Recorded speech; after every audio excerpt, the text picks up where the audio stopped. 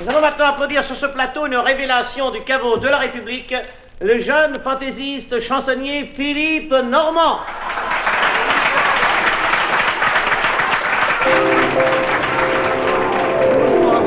Dont j'ai été témoin, vous savez, quand on raconte des histoires, il est toujours préférable de parler des choses qu'on voit soi-même, on est beaucoup plus sûr de ne pas se tromper. Dans un tribunal, le président, bon enfant, interroge l'accusé. Tiens, j'en ai un accusé. Ça, vous en ai pas, monsieur, de me servir l'accusé. Vous savez, c'est un accusé très symbolique que je cherche parce que je fais les demandes et les réponses. Vous voyez, c'est pas compromettant, hein. Symbolique, mais sympathique, et vous répondez assez bien au personnage. Je peux me permettre? Le président lui dit, écoutez, mon ami, expliquez-moi. Comment se fait-il que vous ayez profité de l'obscurité pour embrasser la dame qui est à côté de vous? Et le gars, il dit, écoutez, monsieur le président, il dit, maintenant que je l'ai vu au jour, je me pose la même question.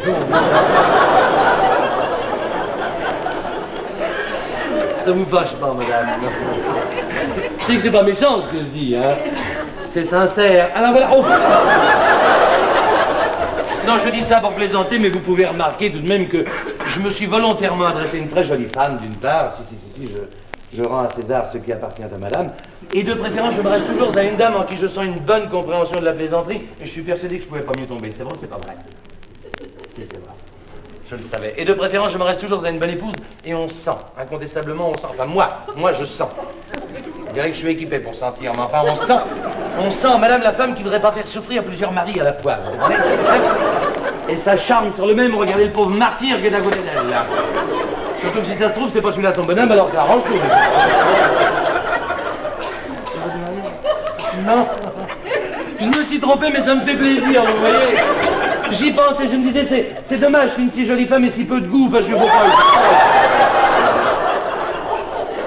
Remarquez, ne vous formalisez pas, monsieur, car je suis dans le même cas. C'est vrai, j'ai une femme qui... Et vous voyez, quand je dis que j'ai une femme, je suis bien trop modeste, beaucoup trop modeste, j'en ai 3 femmes, alors, 3. Il y a celle avec qui je suis marié, il y a sa mère et puis il y a la grand-mère. Mais je vais vous dire tout de suite, depuis que le Père Noël a apporté un stock de fil à tresser les Scooby-Doo, la grand-mère, elle nous fout la peine. De ce côté-là, on est tranquille. Ma belle-mère, c'est pas la méchante femme, c'est la femme qui ne pense qu'à sa toilette, qu'à son élégance, elle ne sort jamais sans ses mitaines, sans son face à main, le petit machin noir autour de son cou, vous savez, le cache-siècle. Ça s'appelle comme ça, madame, un cache-siècle. Sans ça, je vous aurais pas dit autour de son cou, vous pensez bien? Et puis...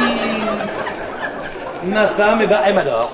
J'ai une femme qui m'adore, elle ne me fait pas voir, remarquez, mais enfin, je peux pas lui en vouloir parce qu'on a un tas de souvenirs communs. Je me rappelle la toute première fois que j'ai réussi, elle a décidé de venir chez moi. Et bien, ce jour-là, elle a dit à sa mère qu'elle allait à un essayage. Elle est futée, hein. Et à la maison, jamais un mot plus haut que l'autre, vous savez aussi peu, quand on s'est mariés, elle était suspendue à mes lèvres. Pas pour les embrasser, non, elle m'écoutait. Remarquez que 15 jours après, c'est moi qui l'écoutais. Puis maintenant, quand je suis à la maison, c'est les voisins qui nous écoutent, alors ça fait la moyenne. Mais enfin, je peux pas lui en vouloir quand même. Je peux pas lui en vouloir parce qu'elle m'a donné un fils adorable. Elle m'en a donné qu'un parce qu'elle sort pas beaucoup, mais il est mignon, le gosse, vous comprenez? Il est mignon. L'autre jour, il est rentré de l'école, il m'a dit, tu sais, papa, on a une nouvelle maîtresse, mais c'est pas la peine que tu viennes me chercher à la sortie parce que c'est pas ton genre. Alors, vous savez, on ne peut pas leur en vouloir pour leur réflexion aux enfants. On ne peut pas leur en vouloir pour leur réflexion, ni pour la manière dont ils ont baptisé certaines personnes d'un certain âge. Ou d'un âge certain, comme vous voudrez d'ailleurs. Personnellement, moi, je ne peux pas leur en vouloir parce que ça m'a inspiré la petite histoire suivante. Quand on a passé l'âge de jouer les blousons noirs et qu'on n'a pas atteint celui de la camomille, quand on ne peut plus sortir pour draguer tous les soirs, mais que l'on peut encore s'offrir une jolie fille, savez-vous ce que nous sommes pour nos jeunes amis? Pas encore des croulants, non, mais des amortis. D'ailleurs, le mot croulant déjà n'existe plus, le voici dépassé, démodé, hors d'usage. À présent, si l'on est, disons, d'un certain âge, 3 lettres, on vous désigne 3 petits mots, rien de plus. Nous avons donc, au lieu de Dupont ou Dubois, PPC, MVD, PPH, PCA. C'en est ainsi. Et vous, monsieur qui souriez, savez-vous qui vous êtes?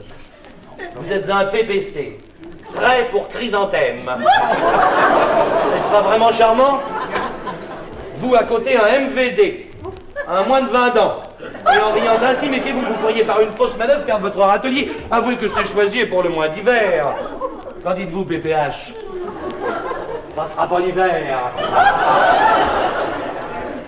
Je n'ai pas parlé de vous, monsieur, et mon excuse, car vous êtes PCA. Pas coté à l'Argus. Cette façon de donner un âge est amusante, pas coté à l'Argus, je trouve l'image fumante. Mais ces abréviations qui nous sont adressées sans peine à l'envoyeur, nous pouvons les retourner. Prêt pour chrysanthème, PPC, nous viendons d'un autre PPC. Pauvre petit couillon.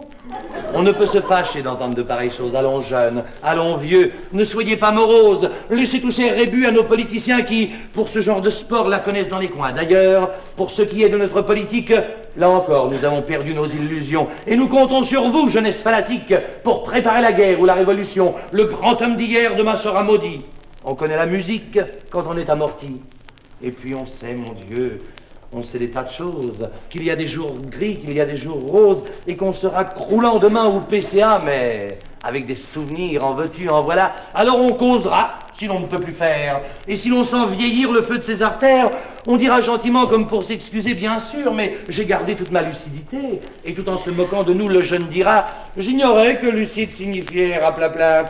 Oui, mais en attendant ces années de retraite, nous vivons à présent la vie comme une fête. Bons amants, beaux parleurs, bien mûrs comme des fruits, non pas verts comme vous, mais fraîchement cueillis, avec ce je ne sais quoi de tact et d'expérience. Vous avez la vitesse et nous, la compétence. Si vous hurlez l'amour tout en sautant de joie, nous faisons la cour auprès d'un feu de bois.